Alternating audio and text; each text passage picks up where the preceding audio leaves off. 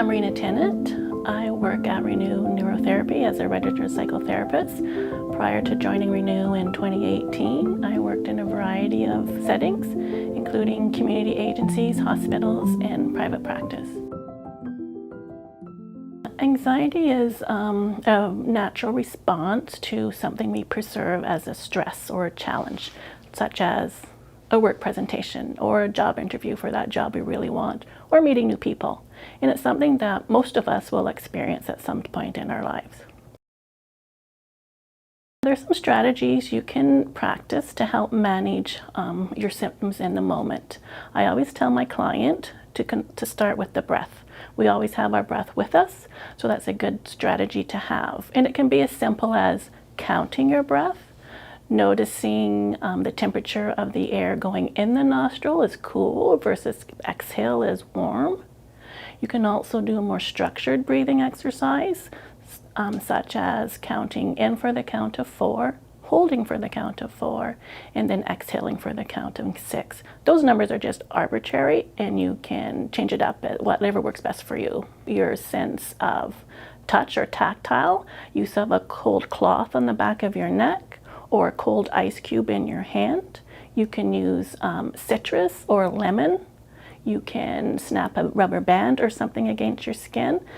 This type of activity will disengage you from whatever your body and mind is doing and allow you an opportunity to use some other strategies. So another strategy you can use is a 5-count grounding strategy.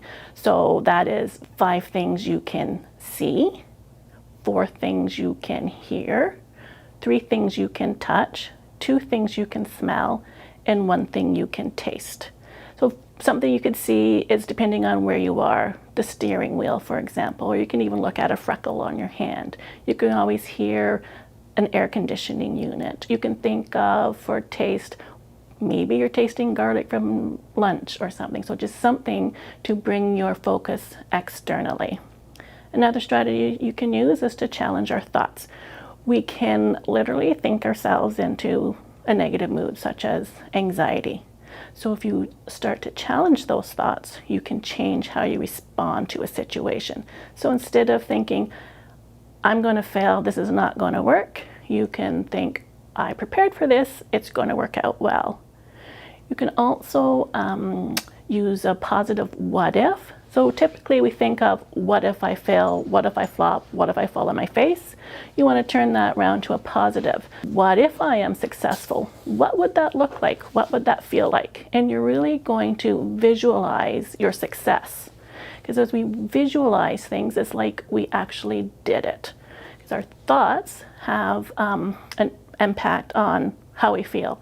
Negative thoughts release negative chemicals in the brain called neurotransmitters that make us feel bad.